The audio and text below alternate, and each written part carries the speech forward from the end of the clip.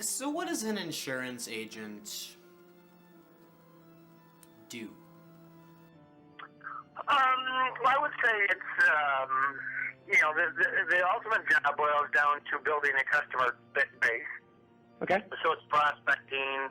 It's like any other kind of sales job, where it's about developing a marketing plan, and developing a list of prospects to be able to talk to. Now, the advantage of an insurance versus other forms of sales would be is everybody's a prospect, because everybody has insurance. If they own a car, if they own a house, if they own, all that kind of stuff, they all have insurance. So as you build a business plan in order to develop these prospects, you've got, unlimited amount of people. So the first part is building a prospect. The second part is being able to help manage the risks that the people face. Why do I even want insurance? Well, the value of the insurance is basically insurance is a transfer of risk. So what I mean by that is if you have a car and let's say that car is worth $10,000. Well, unless you've got $10,000 sitting in the bank, if that car gets damaged, you're transferring that risk over to, in our case, Allstate Insurance. So you pay us $400 every 6 months. You pay us $800 a year. We protect that risk. So while you maybe can't afford $10,000 to replace your car, you can afford, the $400 every 6 months to make sure that protection. Yeah.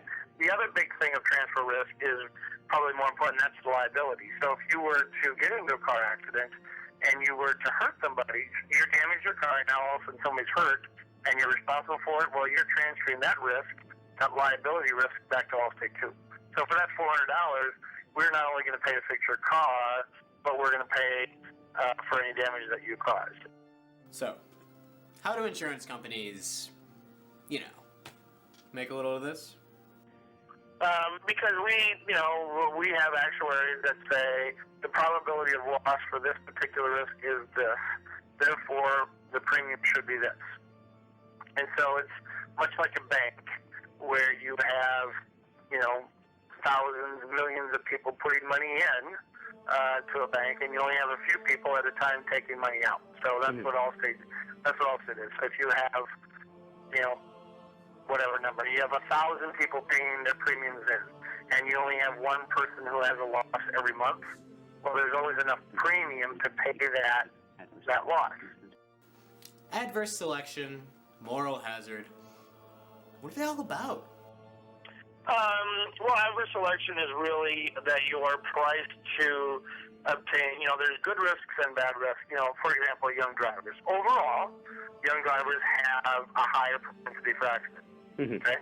Their lack of experience, their, for lack of a better word, lack of maturity, all those kinds of things leads to more accidents. So if you tend to write a lot of young drivers, okay, so you have in your book of business, you have a lot of young drivers. Yeah. You have an adverse risk because you have more. What we hope with young drivers is that if you get their parents, so you get mom, dad, and junior, that while junior is a higher risk, we also are getting mom and dad with them. So you got two good risks, and you got a higher risk. Yeah. Well, if you're not writing mom and dad, you're just writing all the kids. That would be adverse selection. Moral hazard.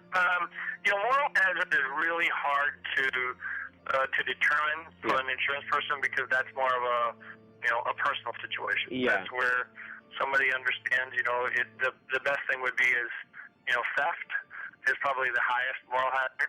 Yeah. Is somebody steals some of their own things, turn it in the insurance company, and then all of a sudden we end up paying for it. And then once we pay them, they go pick up their piece of jewelry, or could be their car, whatever the case is. So it's hard for us to really measure moral hazard. But moral hazard could also be things like, I know this is broken, but I'm not going to fix it. Okay. Moral hazard could be as simple as I know I need a new roof on my house, but I'm going to wait till the next hailstorm that comes through, and I'll have the company pay for it. Even though the roof was bad to start with, I know it's bad. I'm going to wait for the insurance company to pay for it. So Chaos. It's everywhere.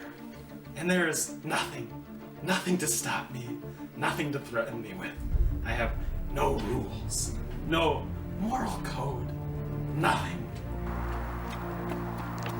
Let's go for a ride. Ah! You know, you can't give chaos a driving license. Would you trust me with your car? Would you? Hey! Thanks for the lift! You know, I'm a dog chasing cars. Now that I've got one, I don't know what to do with it. What are you doing? Oh, look at you go! Even to a guy like me, that's cute.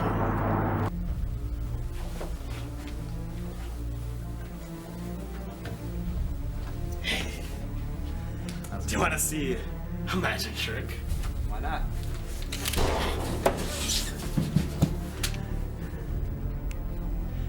Magic, it's a gamble. Don't take any chances. Get some Dark Knight insurance. Diversification. Yeah, I know all about that. Hello, sir. How you doing today? I'm great. How are you? Pretty good. What would you like? I would like to buy all of your bananas. Oh, really? All of them? All of them. All of them? All of them. All of them? All of them. Okay. As you can see, I put all of my funds into bananas. I can think that they are a very important versatile fruit, and the market risk for them should be relatively low, so I think it should be okay. It should be alright that I have all my money in one place. I don't think anything can go wrong. Man, all my assets were put in bananas, and they went completely down the drain. I've had it with all these toilet escapades. I diversified my assets by investing in guns and butter and cows that make guns and or butter depending on the productivity curve. Bonus points. Yeah, I really like to diversify my assets. Sharon!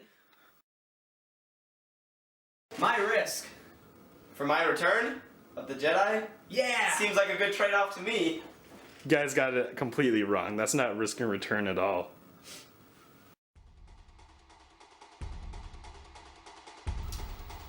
I'm really thirsty, and I want my golden bear. But I have to risk walking all the way across this floor to get it. Is it worth it?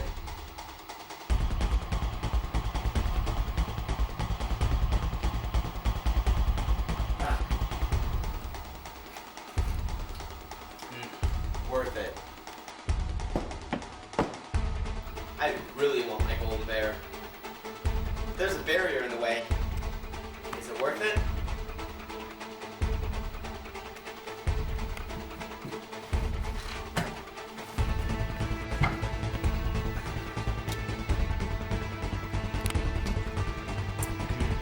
Worth it.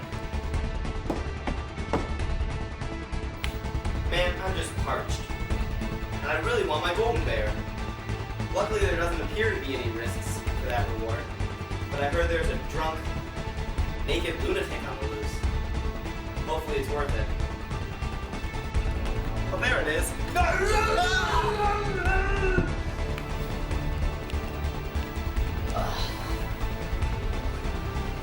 Oh, there. Worth it.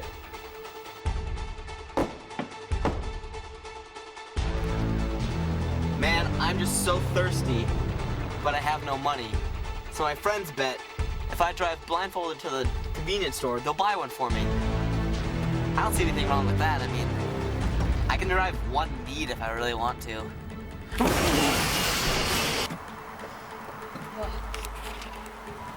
I was just about to take a bath in this golden bear when apparently I hit something. Oh. You're all right, bud. Walk it off. Worth it.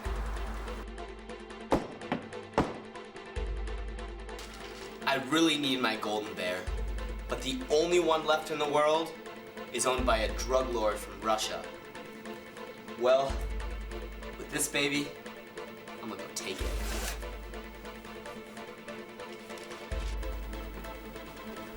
Oh, there it is, the last golden bear. I want to make the Niagara Falls of it and bathe in it and live in it. Ah, it'll be mine. Give me the golden bear.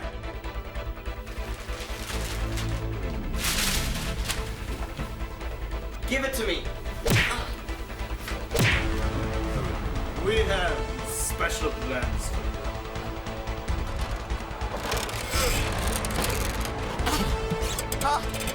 Oh my god. Yeah, worth it.